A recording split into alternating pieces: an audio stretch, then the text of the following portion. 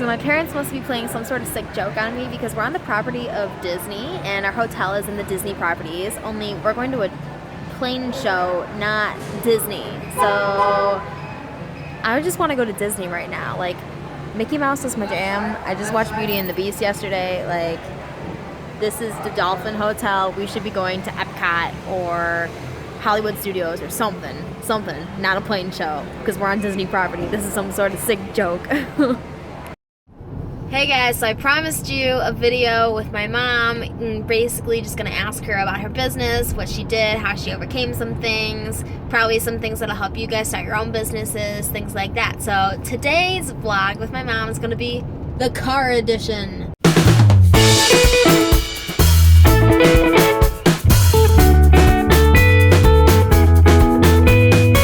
So, Mom. Yeah. What's your business in 30 seconds? I own an upscaled wedding venue in Buffalo, New York. 30 seconds. All right, that was like 5 seconds. Perfect. All right, so what was the decision factor that actually made you do your business? I had been in the wedding industry before, and I really enjoyed the whole, the whole concept of being in the wedding business. So when this opportunity presented itself, I decided it was a time for a change. What were the first steps you did to actually doing it?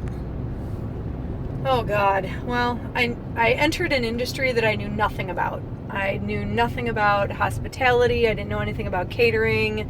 I really didn't know anything about the event industry at all. So I guess by all rights, I probably had no business taking on this project, but I just really thought that it would be a good opportunity, and I figured I would figure it out along the way. So the first thing I did was I hired people who knew about the industry.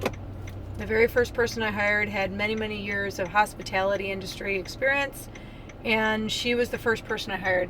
I learned a long time ago that when you have a weakness somewhere, you need to hire people who are better at certain things than you are, and my weakness was I knew nothing about the industry itself. So the very first employee I hired was somebody who knew a lot more about it than I did.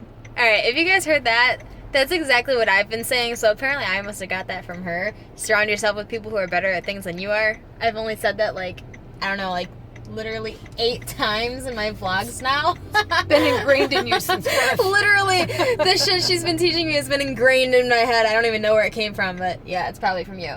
Yeah, so one of the things I want to be on my vlog is to help all of my viewers literally taking the first steps to going and just doing it. So, step 1, hire people who know more about it than you do, if you don't know about it. And Step 2. then obviously you need to educate yourself. You can't depend on others, because the only person who's ever going to be forever in your company is you. So you can't depend solely on other people. You have to understand, what it is you're doing. I have a business degree. I have an accounting degree, as you know. So I have business basics and business background. I had also, had another career that allowed me to do some stuff as well. But, then I became a student of the hospitality industry. I, networked with other people in our industry. I went to conferences, and I literally started buying books about event planning and event management and things like that. So I became a student of the industry that I was now a part of. And from there, I created a plan. I totally believe in goals and plans. If you have a goal, like the old adage, you can eat an elephant one bite at a time. Look at the big picture and look at what you're trying to do, and then break it down as small as what you're going to do every single day to get you towards that goal. And so every day I'd have a plan. I would make a thing called my 6 most important things to-do list. And that became how I worked every day. Every day there were 6 things that had to get done, that I had to learn, that I had to set up, that I had to buy, that I had to fix. And every day there was that to-do list. And now the to-do list is endless. Yeah. It started out with 6, now it's got 600. It's a big list. Yeah. That's funny. Yeah. So how many years have you been doing this now? This is the 18th year that the Avanti Mansion has been in existence. So longevity for sure. Didn't know at the beginning that I would last 18 years, but what was the year that it really took off? Like, how many years did you put in before it really took off? Well, we had 5-year goals every year, and every year we seemed to work towards that goal, and every 5 years we had accomplished what we had set out to, and then we would set another 5-year goal plan. So the year for us we started in 1999, and the year for us that really was a huge year was the year that we actually bought our own property, and that was in 2004.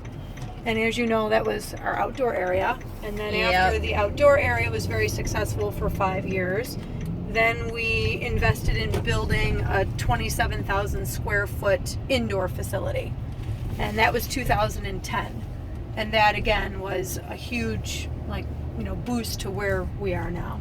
So for people out there who are thinking, oh, I want to buy a property, I want to build a store, I want to do this, I want to do that, you obviously did not have the money in your pocket to do that. So what did you do as the steps to finance all that?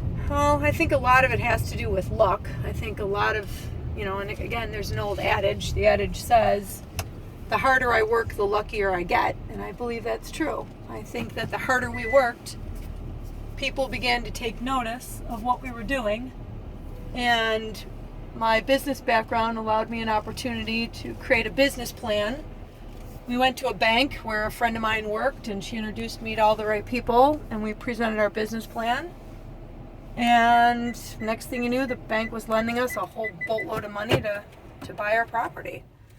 So nothing's easy, but if you're persistent and if you have a goal and you have clear cut, if you have a clear cut, if you have a clear cut plan, then I think that it's easier to go to somebody, whether it's an investor or a bank or, a friend or a family member, and say, hey, listen, I don't just have this wild, crazy idea. I have an idea with a plan, and here's how much I expect to sell and how much I expect to send and how much is going to be profit.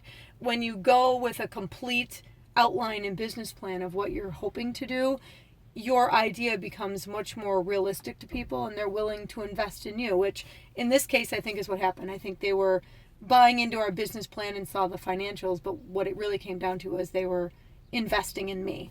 And so I'm very grateful that they did, because it's been great. Yeah, so one of the things that I think is good to reiterate on that, guys, is you don't need investors per se. You don't need $1 million in the bank account of yours to do something to begin with. Like, a lot of you need to realize that if you have a solid plan and how you're going to do it, and literally line item the numbers and the things that you need to do in order to get to where you want to do, lay that out to a bank, and then they'll basically tell you, all right, we'll give you X amount of dollars.